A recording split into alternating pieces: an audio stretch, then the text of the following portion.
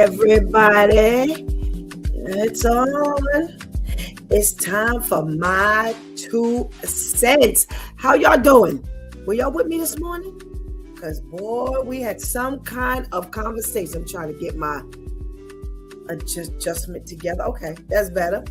Oh, we had a good time this morning. We had our Pastor KL, our Lady Tamika, and our girl Vivian, and we talked about marriage and finances and how you can tell some of the things that happen when you're having problems in your marriage when it comes to finances. And I hope you were with us, because this is just a continuation from that. Definitely a continuation from that. We're going to do a little extended conversations. We're not going to kind of stay that contained, because we're going to climb out a little bit.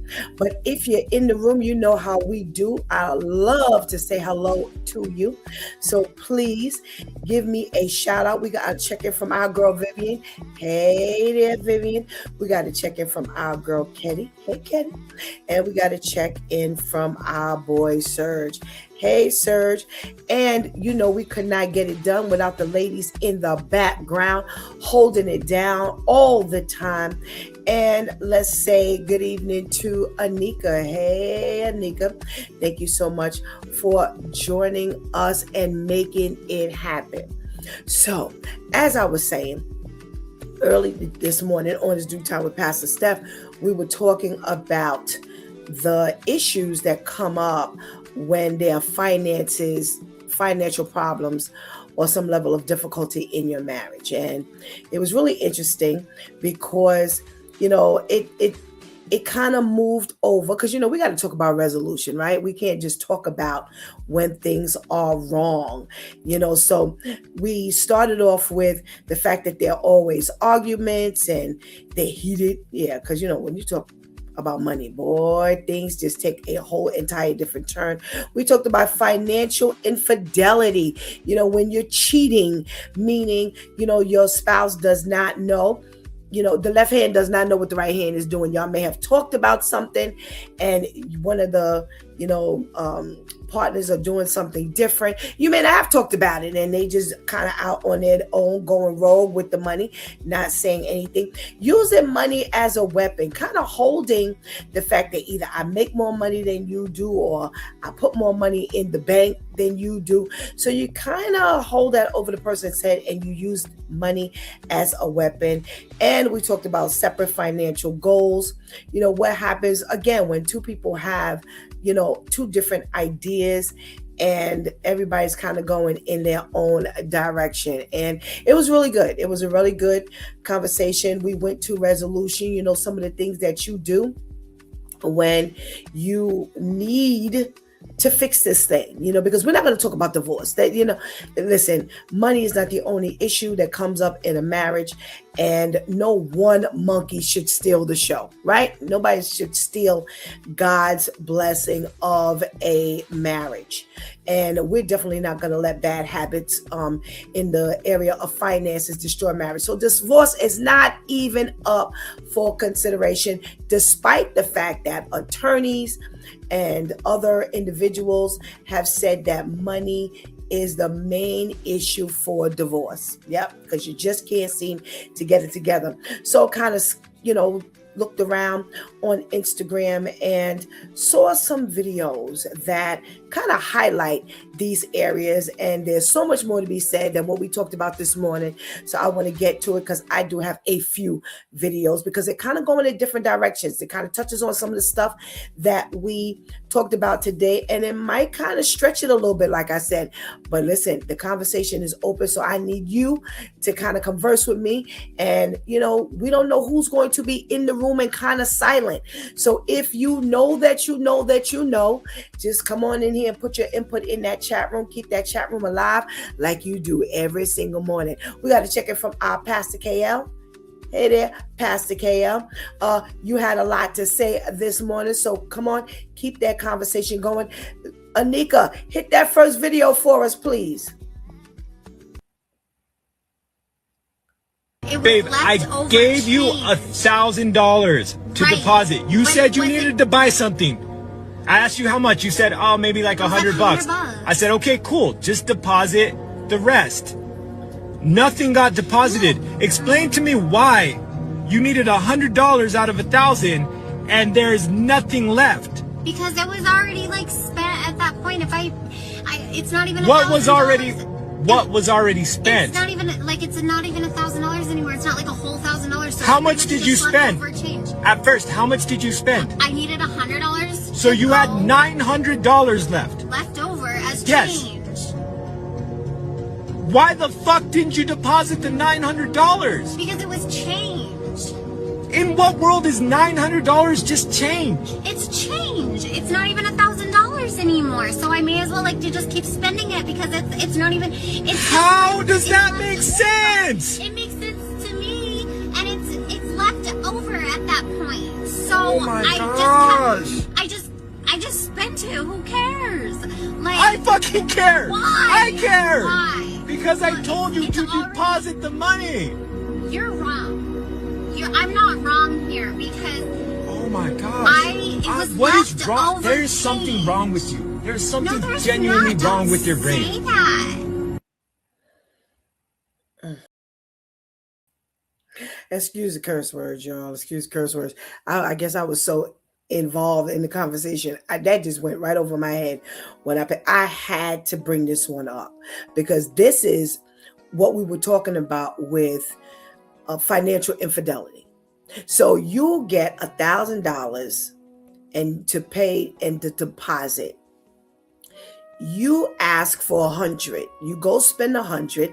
You only asked for 100 out of the 1,000. He was only expecting you to use 100 out of 1,000. So now you just simply put the $900 in the bank as you were expected to do. Now, you can't tell me, are we going into the straight dingy blonde thing here? Because for you to say, I'm not wrong. I'm not wrong. You're wrong. I'm not wrong. Listen, the concept of because we are no longer at $1,000, we will just keep spending makes no sense. Makes no sense whatsoever. This is someone who is out of control. This is someone who is definitely thinking for herself. There is no rationale to this whole thing. And you got big problems like this. If you can't work through something like this, where you ask for 100, you take the 100, you spend it, and you put the 900 back in the bank or into the bank like I asked you to, you never even came back. You never even came back to ask, what did you want me to do with it? Because I don't see it, being at value of what it, was before. So should I do this or should I? No, you in your own rationale. This is what you thought. We got a check-in from our girl, Renee. Hey, Renee. We got a check-in from our girl, Sharon. Hey, Sharon. Thank you, ladies, for joining us. Vivian says, wow. Yeah, Viv, this is one for your Wow Wednesday. Katie says, how dare she? She was wrong. Nika, 900 is changed to you. What a life. I'm with you, Vivian. I was annoyed by her voice off the bat, but then her logic really, really set me off. Katie says, me too, Viv. Her voice was sickening. And Anika says, I came in late, so I didn't see it. So, Chad, you have to go back and look at that one, because that one was just one you cannot miss. And here's the problem. Whether your financial infidelity comes through like that, it's still financial infidelity. So for her, she rationalized, I had it. So the video was, Renee, and whoever else is catching up with us right now, my husband gave me $1,000. He asked me to put it in the bank. I said, I need $100. So husband is expecting, sure, take the $100. He gave his okay. And now $900 goes into the bank. That's the balance. She doesn't see it as balance and putting it in the bank. Her thing is, since I broke the 1,000 and I started spending, it's just change. So I just kept on spending. There was no regret, no regard, no nothing. Not even one time did she even take a minute to think about the fact that, you know what, maybe I just got this wrong. No, because that's how we are in relationships. We're just selfish. And again, I'm going to probably say this 100 times in this one segment of There's More to Be Said.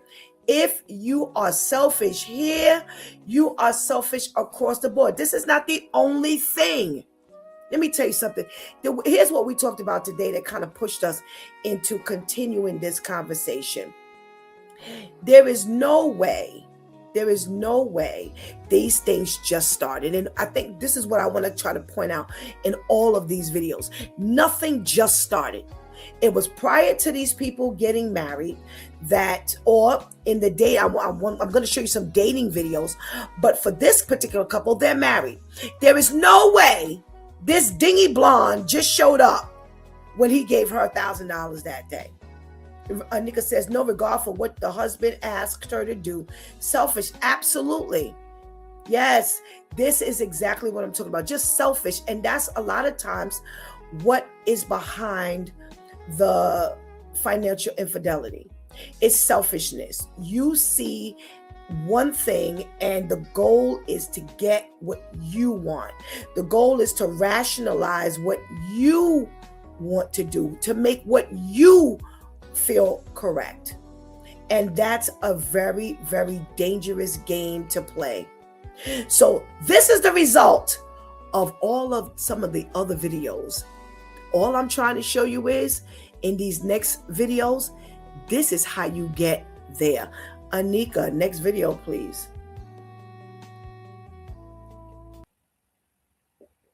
Oh, did you enjoy your meal? So I was thinking maybe we could maybe go back to my place afterwards, have a little fun, watch some Netflix, maybe chill a little bit. What you mean no? Hold up now, you was giving all the energy like you was with all this when we talking about going to get some to eat. I was giving no energy. You got the appetizers, you got the salad, refills on Mountain Dew. That's not free. It is for me. So you saying you're not coming with me to the crib? No. All right, that's a bet. Do you need some boxes? Can I have a small box?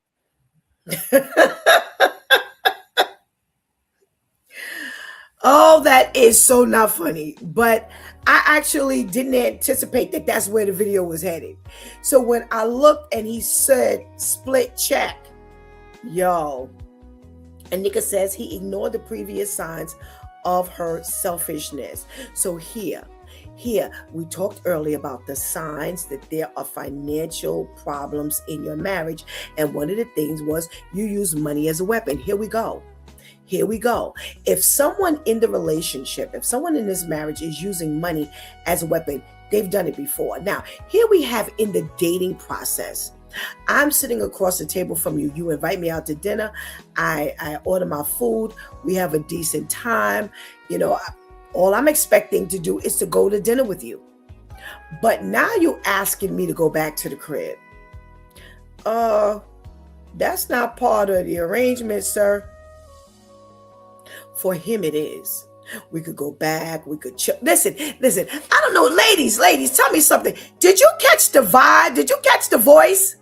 This Barry White voice, this Billy D voice. You know, we're going to go back to the crib and we're going to chill and look at some Netflix and, you know, all of this, and all of that. And she was like, no. He was like, no. Because clearly that's what he's accustomed to doing. Now, Kenny made a very good point because that's what I said. For 44.37, I'm going home with you. You invite me out to dinner and you can't spend $45. You can't spend a measly $50 on me without expecting something in return.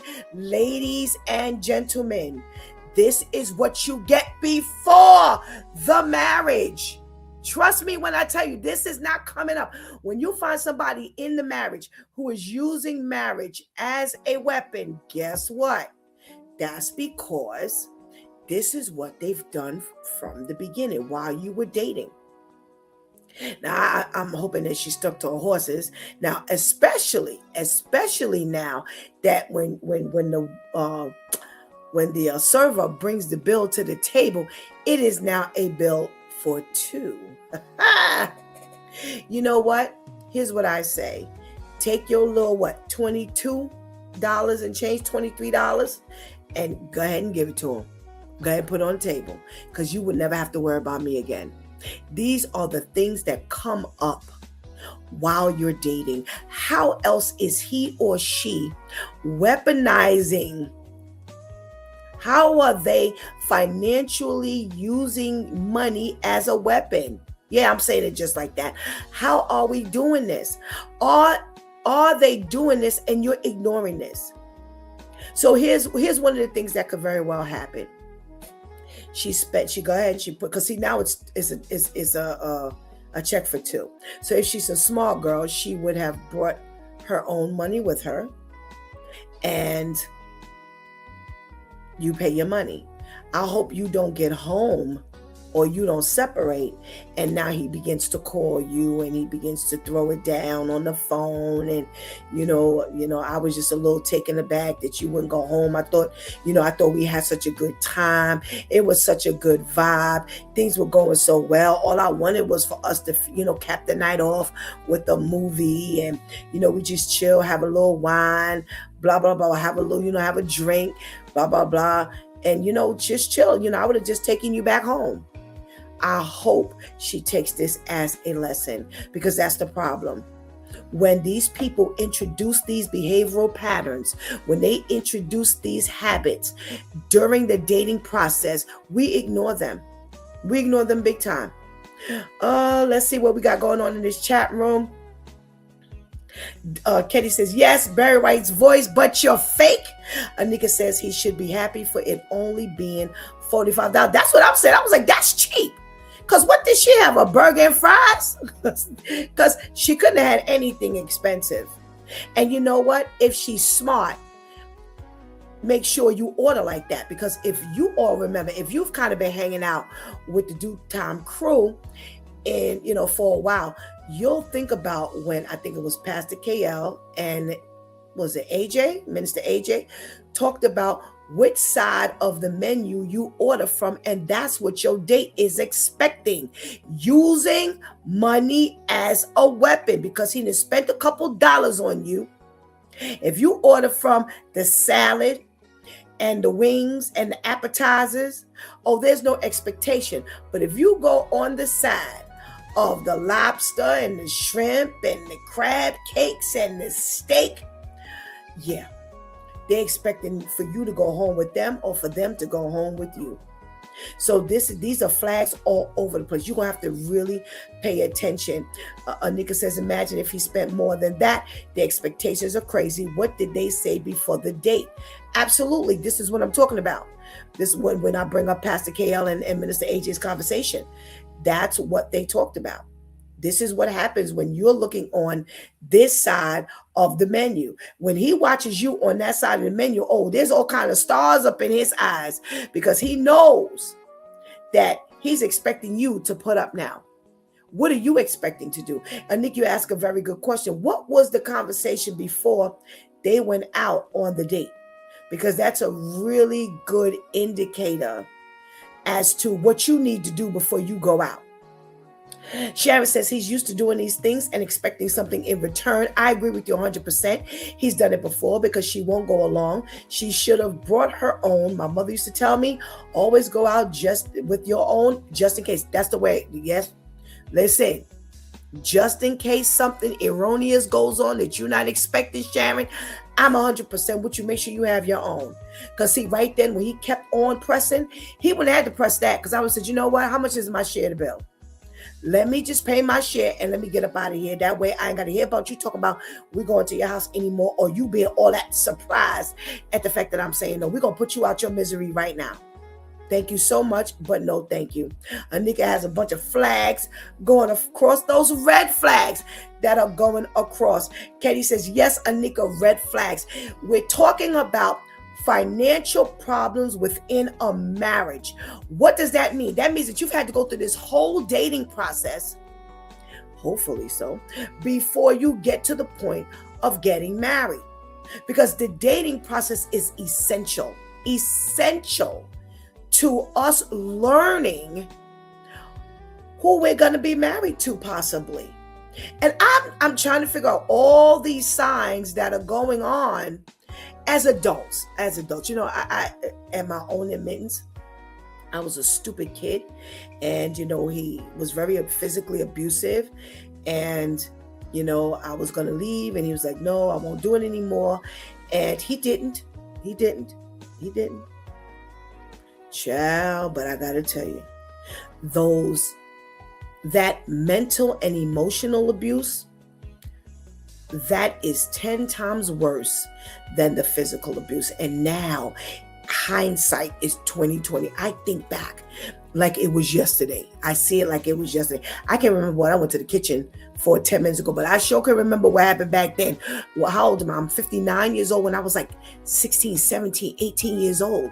And I just got finished telling Pastor KL a story that happened, things that used to happen. So it is very clear to me. And now 2020 shows me everything, all these little things. But I was a stupid kid back then. I have no business at my age making those kind of mistakes. I am supposed to be older. I'm supposed to be wiser. I'm supposed to pay attention to these things. And how are we getting in these marriages? And we're not paying attention to all the alarms going off, all the red flags that are going off. And these are the things that he's showing right now. Not only that, I want to show you something else. He's also using persuasion. Can I talk you down? Can I talk to you long enough for you to finally say yes, because you just want me off your back? Let me tell you something. That's abuse. That's abuse. That's control. Because in all honesty, domestic violence and abuse is really nothing more than control. Yeah. And the physical part comes in when they cannot get that level of control over you. So now they are acting out physically. But the mental and the emotional trauma, abuse, that's all psychological. That's how they can break you down. That's how that comes when they gaslight you into believing things or not believing things. That's when they feel that if they can make you see their side or make you feel sorry for them. All that is abuse. And this here at this table right now, someone might look at it and just say, hey, you know what? That's just him, trying to play her. No, it's abuse. It's trust me when I tell you, I've studied this thing and I've experienced this thing. It's abuse. And ladies, gentlemen, because women can do it too. We always see it more on the side of the male being the perpetrator. Ladies and gentlemen, this here, right here, what's going on this table.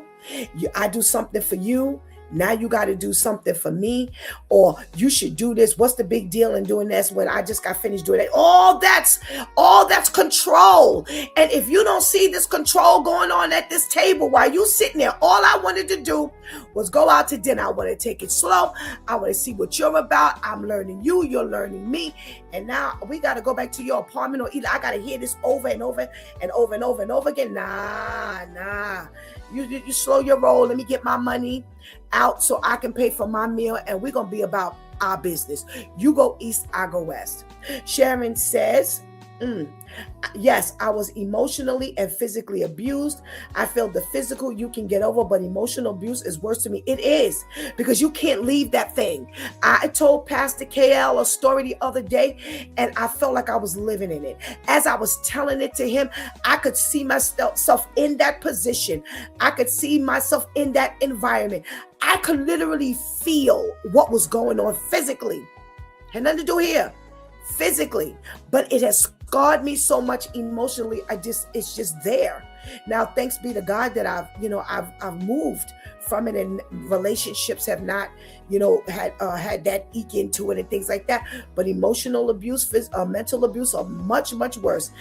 Kenny says, yes, Sharon, the emotional abuse was the worst for me as well. Anika says, yes, emotional abuse will have you second guessing yourself and last longer than the physical most times. Absolutely. So ladies, we may just think that, this is just going on at the table. But if we don't pay attention to this table game, woo! If we don't pay attention to this table game, guess what? He been and talked you into maybe not going there today, but maybe coming over 2 days later. And then now you over there. Now this thing goes on. And now y'all done graduated to marriage. And it's still going on. Anika, next video, please. Don't date broke women. Not because I need their money, but because being broke usually means poor choices, weak discipline, and no understanding of how the real world works. If you can't manage your own life, you have no business helping me manage an empire. Money issues destroys more marriages than anything else after sex. So I'm not looking to raise a woman. I'm looking to build with one.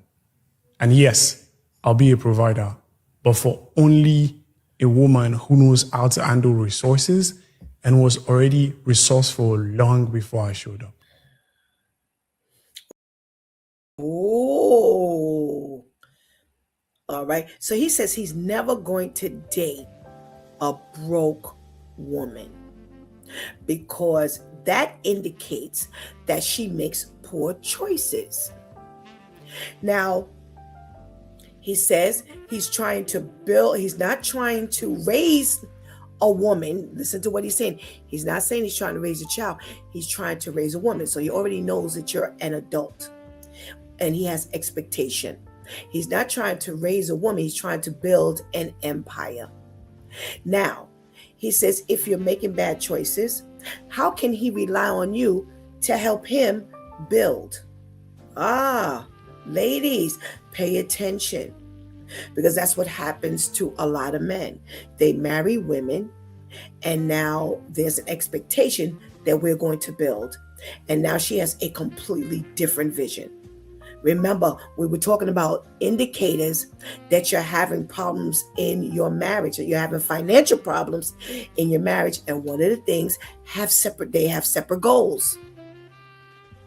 That's a big problem because we can't get anywhere as one. I think Vivian quoted it this morning. How can two walk together if they can't agree? If we don't have the same vision, write a vision, make it plain. He's now challenging you women to get yourself together. So ladies, you're out here, you want to be found. Let's say for argument's sake, you're doing it correctly and you want to be found. So you're not out here chasing the men and you want a good man to find you. Well, guess what? If he finds you and you're not good in your finances, he's absolutely right. How can he rely on you for y'all to build anything? So is he supposed to get married and then realize?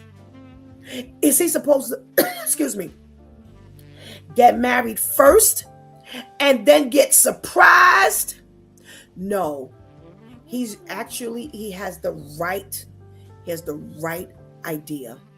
And as long as he sticks to it, he's going to be all right. All right, let's see what the room is saying. Sharon said that would have been our first and last date. Absolutely. I'm with you, Sharon. He wouldn't have to worry about me no more. Let me pay my bill. I'm about my business. You go east, I go west, as I always say. Vivian says, I respect it. Ketty said, okay, I like what he said. Vivian says, if a woman said the same thing, she would get a round of applause. Anyone mad at this might be a broke woman. Absolutely. Anika says, definitely entitled to express what he wants. Why am I frozen here? Okay, there we go. And Sharon says, at least he's letting you know how he feels and what he's looking for. You either accept it or leave him alone. Absolutely. But ladies, here's what I want you to do more than accept it or leave it alone. Pay attention, because what he's saying is not out of line. He is not saying anything out of line. Like Vivian said, if it was a woman, everybody be rah-rah, shish kumbah, raising the roof and clapping their hands and, cheering. He has the same expectation that most women have. Most women say, I'm not going to date a broke man. And they're like, girl, I get you. Girl, I get you. Girl, it's on. Girl, I understand. Girl, because, you don't need a broke man. But now that the man has said it, now it sounds bad. There is absolutely nothing wrong with what he said. He needs to go into this relationship or finding out nice and early if you are a responsible individual with your finances. And he said the key thing, he said, if you are broke, you probably make bad decisions. And it's correct. Why? Because we are always supposed to live within our means. Now, it's one thing when, let's say for argument's sake, you're living within your means and then the cost of economy shoots up so bad, that things, kind of get away from you, or, you don't get the increase from work, that you need, or, somehow or another you lose your job. Completely different issue. Husbands who have women who have poor spending habits, that didn't come up right now. You was too busy looking in the eyes. You was too busy looking at that butt. Yeah. You were not paying attention to the right things that would help you understand that I may love her, but I need to take the time for her to get her decision making. Woo, there you go. Let's go back. So here we are, y'all. Remember I said God told me a long time ago, make sure you pray for the man. Well, it's the same thing. Make sure you pray for the woman, because you want this woman to have good habits. You don't want it to be just your wife who has spending habits. Think about Pastor KL this morning. He brought up a situation. He said, I married a woman with children. And because she felt bad about the fact that there was no dad in the house, she constantly spent on the children. She overcompensated by spending money on them because she had to put them in so many activities. She was forced to spend a lot of money that she clearly didn't have, because he said when they looked up, the house was in foreclosure. Bad decision making. So because you made a bad decision when you chose a bad man to have children with, you now compound the problem. You further make this issue horrible by spending. Now, how can you properly love and take care of your kids when there's no roof over your head? Because you put them in everything. They can't live at the cheerleading squad house. They can't live on the football field. They can't live on the dance stage or the singing stage, whatever. They need a home. And you need to figure out how you're going to help them and migrate their life with no dad. Now, God sent you a husband later. So when God's going to answer, he's going to answer. If he's going to answer that in the way you need him to answer, he's going to answer. But now you didn't make him, because see, check this out. Prior to Pastor KL getting with her, she was already in this bad spending habit. Bad decision making. And that's what he's talking about. He says he didn't target the fact that she spent money. He's targeted she's broke because she has bad decision making. He didn't challenge the fact that she didn't make enough money. He didn't challenge the fact that she did this or did that. He challenged the fact that she had bad decision making habits. All right. Vivian says, amen. Sharon says, that's right. And he put his cards on the table, and he has every right to, because God forbid he does not put his cards on the table and now he marries this woman. What is he up against? Does he now have a right to complain and harass her now about all the bad decisions she's making? You really don't. You're gonna have to eat this and have to help her along the way, because now you're both eating her bad decisions, because that was your bad decision to marry her. All right, Anika, next video, please. Who was wrong? You go on a date with this guy that you went on a date with before. This is y'all second date. Things are going really, really well. Y'all vibing. Y'all having a good time. Y'all living right now, right?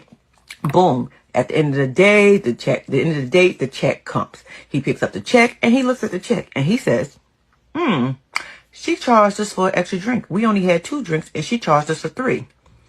You say, you talk about that $3 drink? He said, yeah. And you say, it was only $3. People make mistakes. Just pay the bill. He say, nah, I'm going to sit here and wait for the waitress to come so I can tell her that this ain't supposed to be on my bill. She then goes into her pocketbook, takes out $5, puts it on the table, get up and say, I'm not about to sit here and squabble over no $3. If you mad about $3 now, what else would you be mad about later on? So she leaves. He sits there and waits till the waitress comes so he could tell the waitress, like, look, you charged us an extra drink. The waitress takes it off and he pays the bill. He goes outside looking for her, thinking she's just outside waiting for him to come on outside. And she's gone. So he calls her and was like, yo, where you at? She was like, oh, no, I went home. And he said, why did you do that? Why did you just get up and leave? She was like, well, if you want beef over $3 over something somebody made a mistake over. He was like, I wasn't beefing. I just told her that she charged me for an extra drink. And I told her, she took it off and I paid the bill. It was no problem. Yeah, but it was only $3. He then goes, you know what? You're right. I don't think this is going to work out between us. It was fun, but it stops here.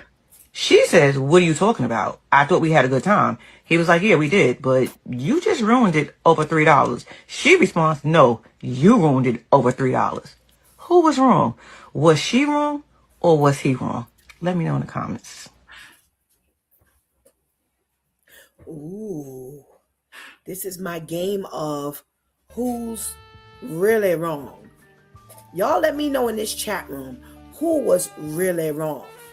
Because I see some issues going on here. Now, why are we talking about this? Well, again, we're talking about what happens in the marriage has happened before the marriage. So all of these different scenarios we're talking about are indicators that we may not be coupling up with the right person. We may not be partnering up with the right person. Now, he sees something erroneous on this check. And she's saying, you know what? If you cheap now, because you pushing just this $3, if you cheap now, you really gonna be cheap later on. And he's like, no, I need to get this thing set and straight. I need to let her know she overcharged $3. And she was like, no, you know what? Here, take $5. You got 2 above that. Take this. I'm out. She does leave as she said she would. And then, guess what? He expects for her to still be there when she leaves the restaurant. Well, surprise, surprise. Because when he gets out there, she's not there. And when he calls her, she's like, okay, well, I told you I was leaving. I was gone. And his concept is, well, you know what? I see how you bounced on me in the restaurant. Let's keep this like this. She's saying, well, wait a minute. I thought we had a good time. See, now you got man, talk about mixed messages. Yo, I'm seeing all kinds of red flags from both sides here.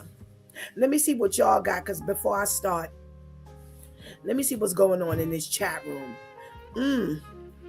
So, Teresa, hey, Teresa, thanks for joining us. Teresa says she was wrong. Ketty says, I don't have problems. She was wrong. Why pay for something that you didn't have? Anika says 2 different mindsets. Teresa says, and dramatic. She made it a big deal when it didn't have to be, probably because of a bad experience. Serge says that could be something the waitress does on the regular.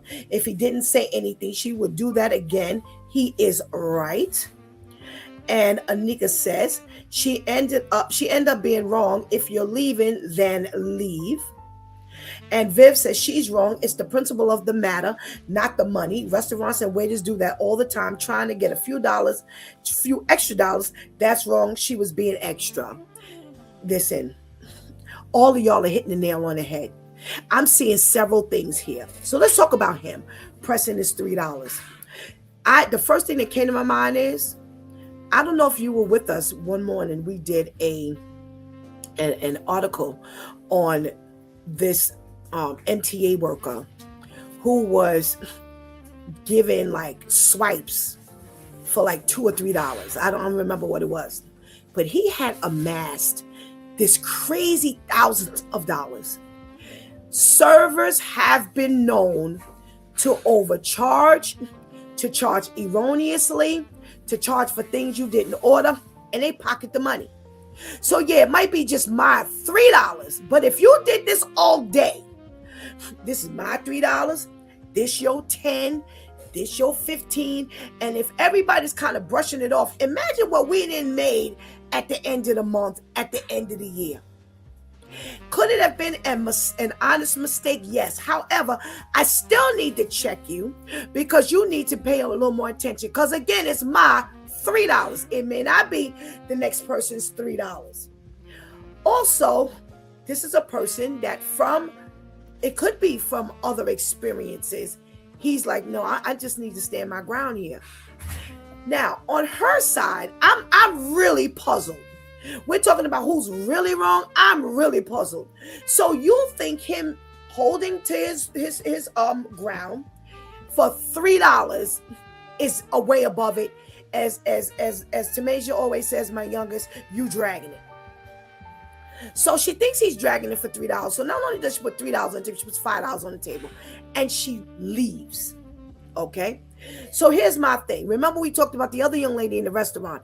You go east, I go west. If I have to leave up out of restaurant because of your behavior, I think it's too much or too little, then I'm going. I'm not coming back to you for anything. Why be all dramatic and talk about you left, but yet, oh, I thought we had a good time. Then you're not sticking to your guns. If you thought you saw something wrong, then stick to it. If you feel like you needed to leave, then go ahead and leave. What are you talking about now when he says, wait, yo, what's up? You left? And you're like, yeah, I left, but why are we going to stick to the goodbye? Because, I thought we had a good time. Well, clearly you weren't having a good time because you thought he was acting too much. You thought he was dragging it. You thought he was just going overboard. So actually, you're more wrong because you're the idiot. If you really think that, again, here's what happens. And I have to tell you, ladies, we are the ones that always make the problem. Not every time, because I've seen some women, like I said, Pastor KL gave the flip side of things.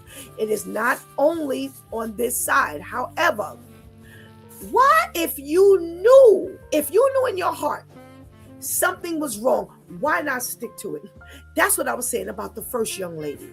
I hope she did not back up off if she decided to go ahead and pay her little $25 and split the bill like he pressed. Then stick to it. Do not go back on your word. If you feel, I'm telling you, I've lived this thing. If you see something wrong, then stick to it. Because most times people will not change what they do. Most times people will not change who they are. They're not changing who they are for you. That is who they are. That is what they do. You're going to have to learn to live with that thing. You are going to have to learn to live with that thing.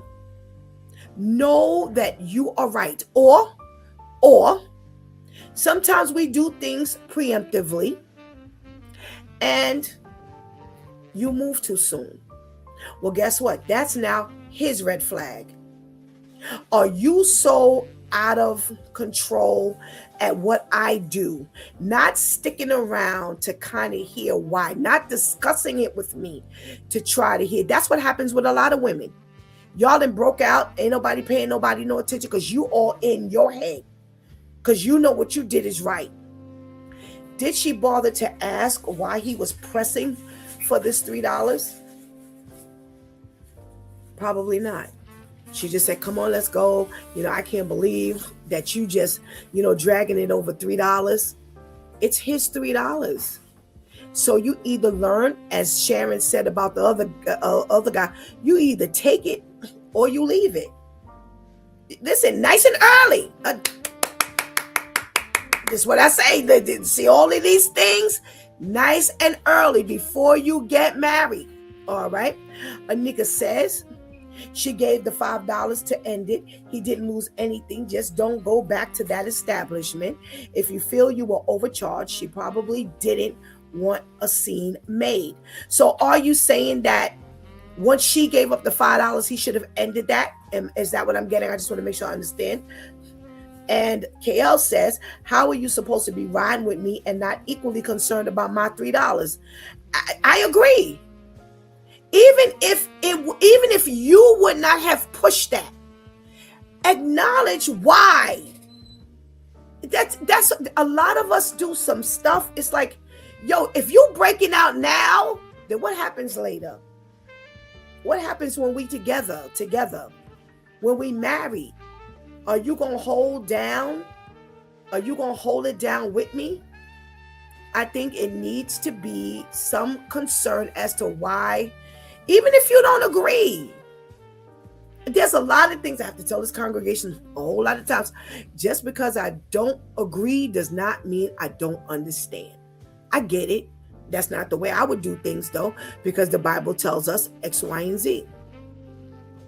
Again, maybe, everybody keeps saying maybe she was trying to prevent a scene from being, made. And then somebody else is saying, he's trying to prevent, he don't want to make a scene, but, no. So I guess they really don't get into it. Either way, it could have been done without there being a scene. To me, you putting $5 on the table and walking off is a scene. I'm sorry. Whether 5 other people know it or not, it's a scene in my book. Let's see. Anika says, yes. What happens when it's more than $3? Yes, they can have that discussion afterwards. I'm sorry. I don't agree. If I want this rectified and I'm not making a scene, then you need to respect the fact that I'm not making a scene. Is that being passive? Pay attention. Is that being passive? If this is, I agree with Serge, because that's the first thing I thought about. I have been taken by a server before. So I know, and Shantice has told this story a million times. Servers do a whole lot of stuff. So again, it just might be my $3, but at the end of the day, how much has she overswiped by mistake? So if this is her 30th time overswiping this month, times 3, that $3, if she did everybody for $3, 30 times in that month, she's now got pretty much $100 in her pocket for everybody who got up and walked off and didn't push the issue. I'm sorry, the extra $2 does not handle that. I'm going to show you something else. We're talking about learning one another. We're talking about paying attention to all these flags. Are they green flags? Are they red flags? Before we get married. Now, let's say for argument's sake, this is your husband. And you're accustomed to being taken. Now, God has sent somebody in your life to help you see that you are too passive. Speak up for yourself. Or you one who always on the rah-rah. But he's trying to show you that there are ways to get things done, even for the smallest thing, but do it in decency and in order. How does that work now? When God is sending you someone who's showing you how to get the job done, but you're not sticking around long enough to learn the lesson. No, I'm sorry. I'm not going to let somebody possibly beat me for 3 cents. Not literally, but I hope you understand what I'm saying. Because you gonna pay me the money. Does that mean that could a potential problem?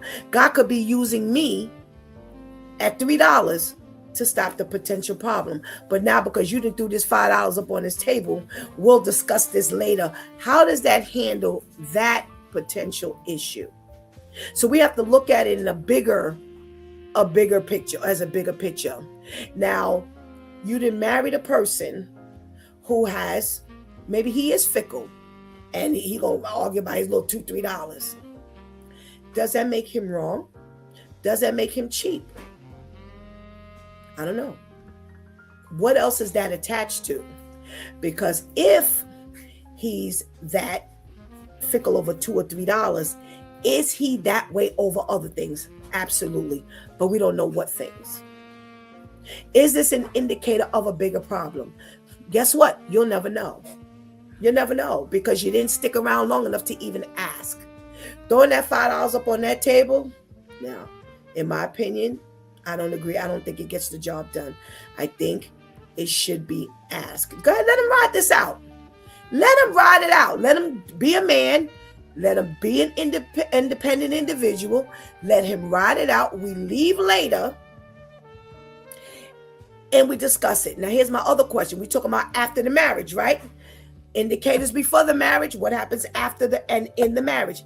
Is this your MO to get up and walk off at everything? Oh, pay attention. Am I going to have to deal with a wife that every time I open up my mouth because she doesn't agree with me, she going to get up and walk off, just like Pastor K asked? Is this it? That's why I said I got all of these various relationship issues, things that go on during the dating process. Does it mandate that we open up our eyes, open up our ears, open up our minds to pay attention to everything? Katie says, what happens when it's more than $3? And that's my thing. I think the biggest issue here was for her to just sit still. As long as he wasn't misbehaving or acting out. Now that's a whole. Now your opinion of misbehaving is some or acting all crazy is something different. But if he honestly was like, I'm just gonna sit here. I'm trying to excuse me, and you're like, well, what do you do? There's $3 overcharge here. I want to get this rectified. As long as he was acting adultish, he would have had his manners intact. Then you needed to have sat there, respected his wishes, ladies. We're trying to figure out why things don't go right in a marriage. That's because we don't have any patience. That's because we always want to be in control. Sit down. Let him be the man. If that's how he chooses to handle things, then hear him out. Now, when y'all discuss this later, if you don't agree, nobody says you have to agree. If you don't, then you can make the decision to opt out, because you know what? I don't need to be sticking with nobody, for just, every little $3. You have every right to do so. But I think you shortchanged the situation when you did not honestly hear what he had to say. You did not respect him enough to finish. Like I said, this is all contingent on him not making a scene at the restaurant. But if he was well-mannered, your obligation, your respectful duty was to ride that out. You can offer the $5 if that's the way you're thinking that it's just the $3. But here's what comes across my mind, ladies and gentlemen. Here's what I thought she was gonna say. I thought when she said the woman put the $5 up and said, well, here, take the $5, I'll cover the extra, the money that's overcharged. I thought she was gonna say they got up. And should he have gotten up and left the issue alone? Here's what strikes me as being very, very interesting. Why did he stay even when she left the $5? Even when she put the $5 on the table, why did he stay? Why did he stay even after she got up and walked out? Because see, either one of those things could have prompted him to move. So in other words, once she put the $5, like, okay, you know what? I got my $5 back. Thank you. All right. You want to put it up? That's fine with me. Go ahead. I'm out. If that didn't move him, I noticed it didn't move him either when she got up and left out the store. Even if the restaurant, even if he thought she was kind of out there parlaying, waiting for him to get this rectified, because clearly that's what he thought. Because he thought she just didn't leave altogether. He thought she just left, going and went outside and just kind of waited, smoked a cigarette, leaned up against the wall, whatever she did, scrolled through her phone, pat her feet, whatever. He really thought she was going to wait out there for him. And I think one of the problems, we're talking about financial issues within a marriage. I think one of the problems is we don't hear one another out enough. My consistent advice to couples, write it out. First step. If we have two different ideas, if we have two different goals, write it out. Now, go over the pros and cons of both sides. The pros and cons of everything you have on this issue, and the pros and cons you have on this issue. So let's use Pastor KL's example this morning. He said, you know what? She was overcompensating for the fact that the kids had no father.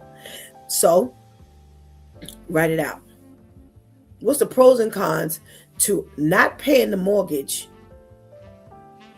and paying for all of these extracurricular activities?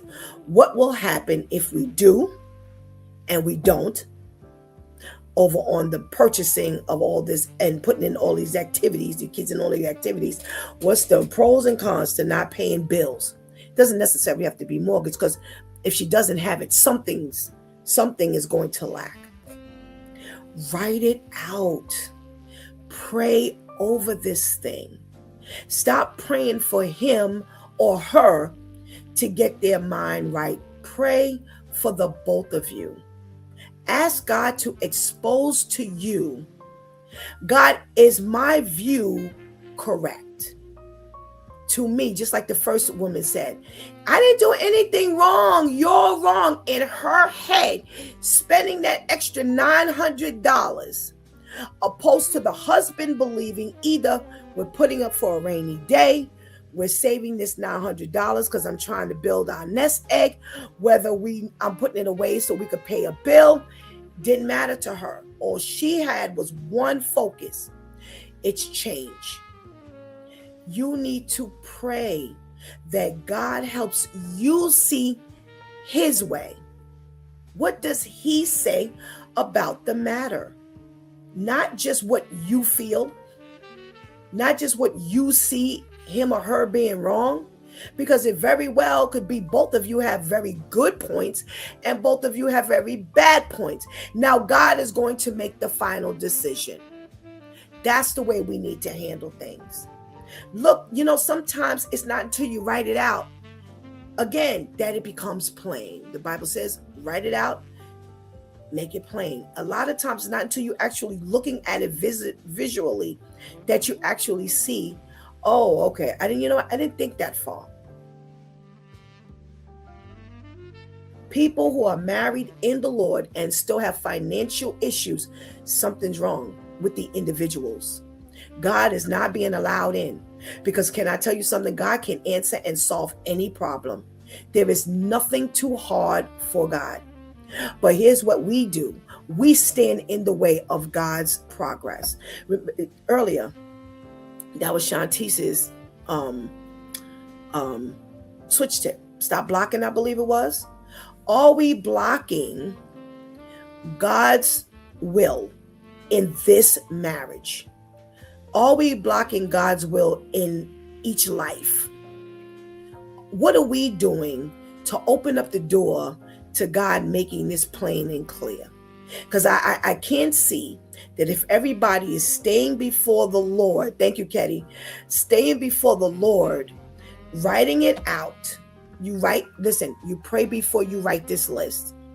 You write this list of pros and cons.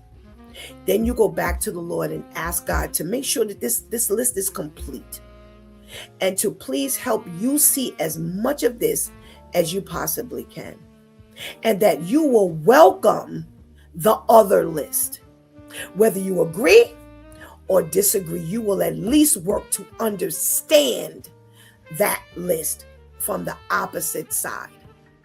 And when that happens, now we can begin to see God open up doors to resolving this financial or any other issue. But since we're talking about finances,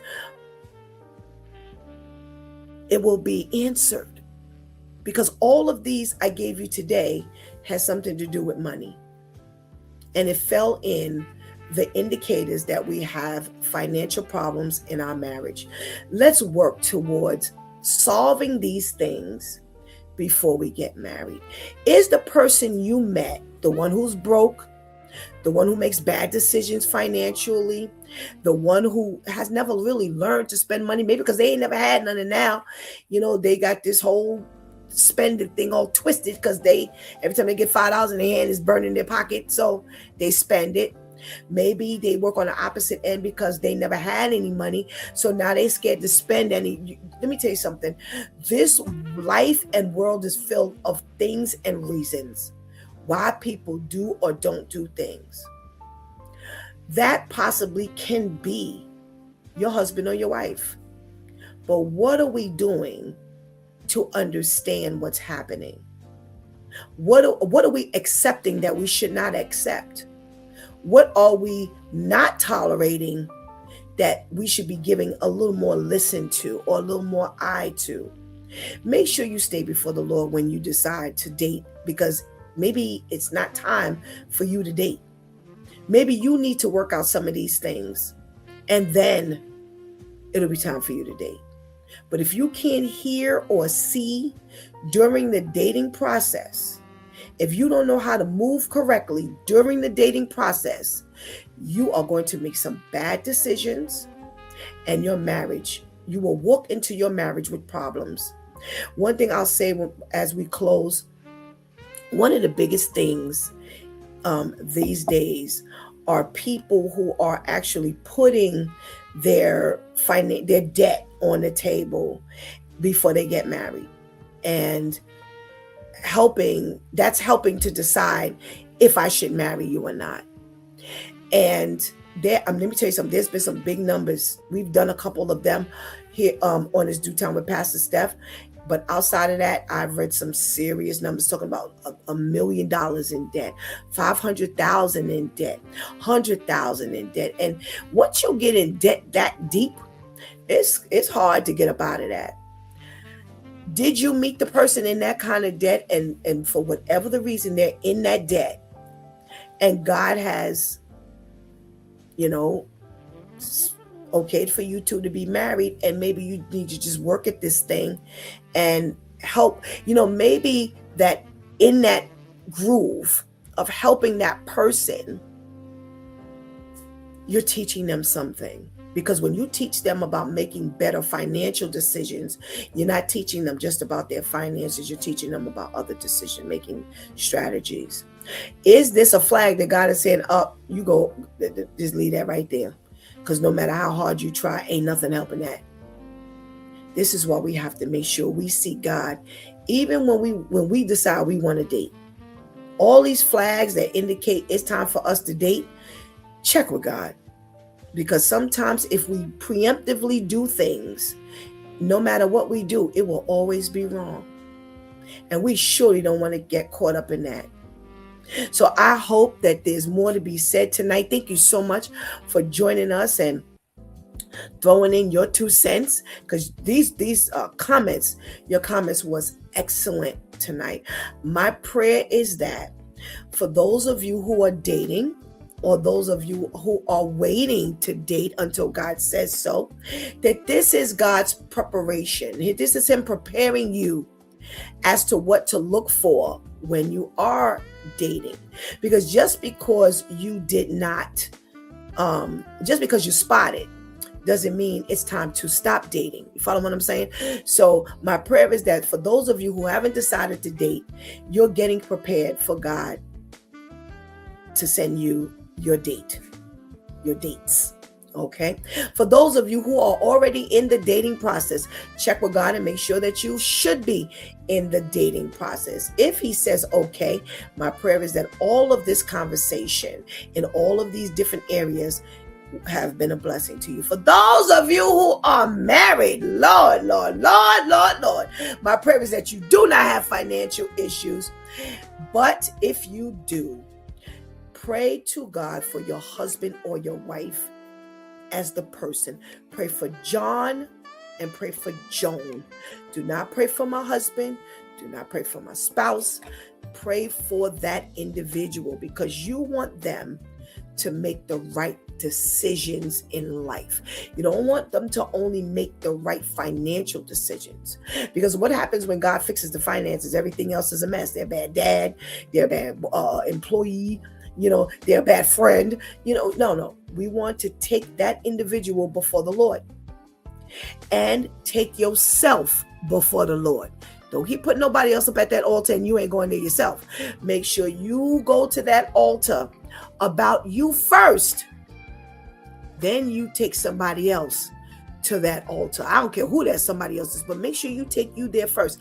And then you take that individual and you ask God to just work on their eyes, their mind, their heart, their spirit. And that it would, they would have that desire to want to be partnered with God on this journey in Christendom. Okay? And I promise you, if you let God work on you and you pray about God working on your spouse, and your spouse is working on them, praying on themselves, for themselves, and praying for you, let me tell you something, there's nothing God can't do in that instance. But if you two got two separate goals all the way across the board, you're going to be in trouble. So my prayer is that everybody has got some resolution in this tonight. And if you're in a marriage with no financial difficulties, then fine. Take this into the same concept into maybe another area that you might be having problems in, because it's the same thing. Trust me, no different. Thank you so much. I pray that you will join us tomorrow for Let's Talk About It Tuesday Church Folk Day on It's Due Time with Pastor Steph right here. Facebook Live, Coach for Christian Life, YouTube Live, A Closer Walk Christian Media Network, and you will catch us, or if you can't watch, but you can listen, you can catch us on Spreaker.com, iHeartRadio, Apple Podcasts, Apple iTunes, Amazon, Audible. Boy, we're all over the place in the streaming realm. So please do not hesitate to spread the word. Please make sure you hit that subscribe button. Please make sure that you hit that notification bell. Spread the word, comment, let everybody know that Pastor Steph is right here and God is addressing everything. Until tomorrow, God spares. I love you.